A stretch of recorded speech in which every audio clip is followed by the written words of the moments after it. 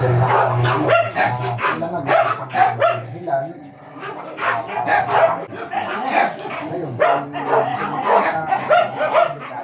naglaga tayo ng atay sa kabalunan ng manok. Sana naririnig nyo kasi ang ingay na naman itong buligi. Anyway, ayan, atay balunan ng manok nilaga sa dog food. Yan ang pagkain nila ngayong gabi. Komisyon na maaaring kasuhan ang mga salesmen, broker, dealer, agents, promoter, influencer at endorser ng Dermacare.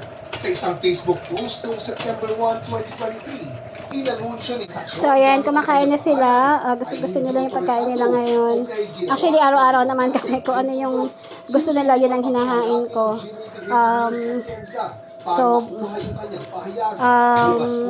Tingin ko bukas mag-iisip na naman ako kung anong uulamin nila.